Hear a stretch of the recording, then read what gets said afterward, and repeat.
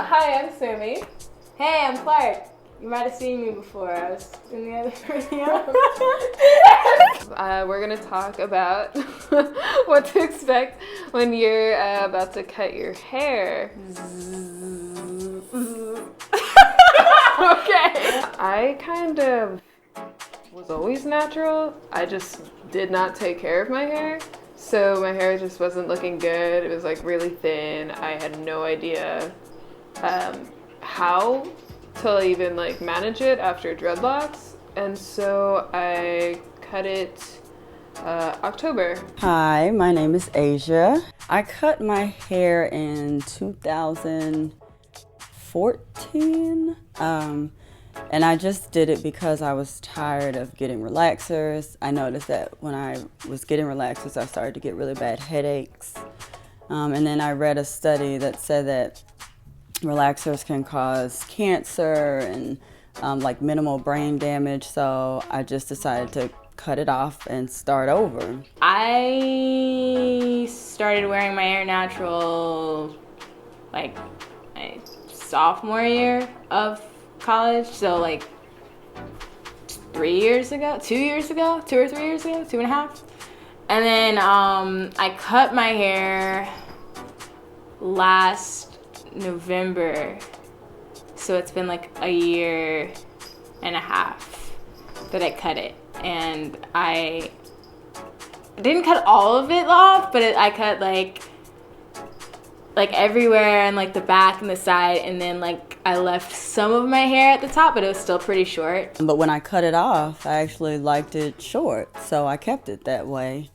And I like it. I was like, well, I hope this doesn't look bad because I'm stuck with it. I was a little more ambitious. I think that I was deluded on how fast hair could grow, so I was like, oh yeah, I'm gonna cut it and then I'm gonna have this long mane of luscious hair.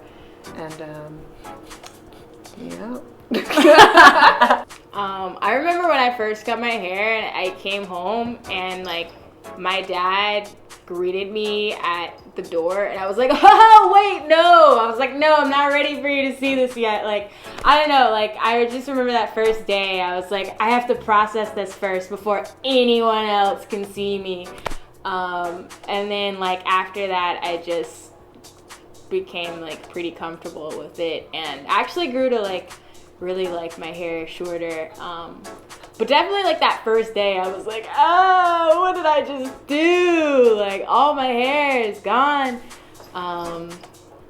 But you get used to it, I guess. Everyone around me seems to, it's grown on people, but at first it was rough because a lot of people just assumed I did it because I was a lesbian or because I was depressed or something.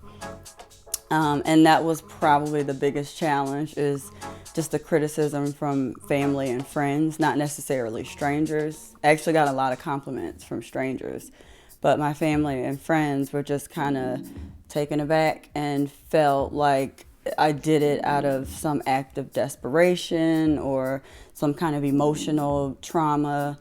But really, I was tired of having relaxers and I was tired of spending so much money on getting my hair done. I'm still getting used to it. My head is always cold. That's so true. I remember the first time I felt like a cold gust of wind blow and I actually felt it on my head. I was like, what is this? Yeah, people want to like touch your hair. But it's now your head. Yeah, it's like your head now, and they're just rubbing your... It just feels so invasive. You're like, wow, you're literally rubbing, like you're like 2 inches away from my brain right now. Like you're literally like you're touching my brain. I don't appreciate that. I don't know, I felt like a 12-year-old boy, and I was told a lot that I looked like a 12-year-old boy. So whatever that means. Benefits of having my hair cut like this is that I honestly don't have to do anything to it. When it's really short, this is actually kind of long. When it's really short, I can lay down and get back up and literally not have to touch it. I don't have to wash it as often. It costs me like $14 a month to maintain it, like with a haircut and with a wash, which I do by myself. And over time, my family has learned to accept it and like it. And so I think that in the end, I kind of found that this hairstyle it made me feel more confident. It was liberating, and I felt free. I felt free of the beauty standards, the impossible beauty standards that we have, especially as Black women. People are always trying to get us to look like European women with the long, silky hair. But this feels so free to me, and I feel more confident than I ever have in my life.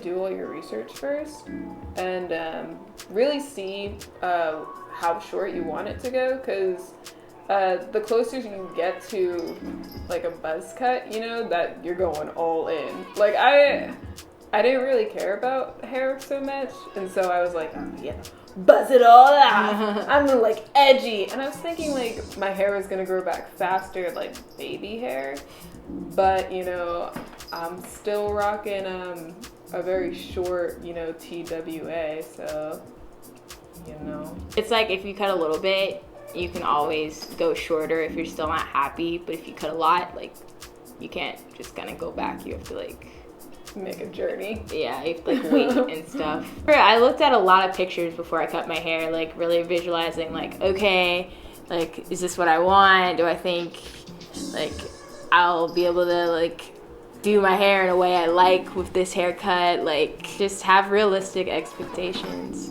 Do it if it feels right to you, and don't get discouraged by what other people say, because they will say things, they will ask questions, but do whatever feels right for you. It's your hair. It's not like you're cutting a leg off. It's just hair. It'll grow back. Does Sammy really not have any hair? Like, it's all a lie. It's all a lie.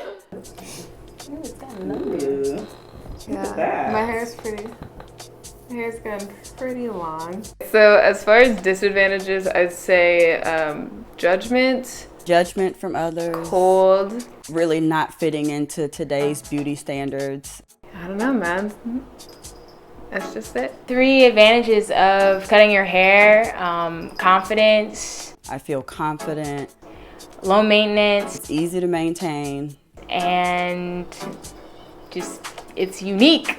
And I don't have to worry about having unwanted chemicals in my head. Right, and getting potential cancers or brain damage. That's always a good thing. Thanks for having us. Catch you later, cool cats. Without your hair shaved off. I love it. Yeah. No problem.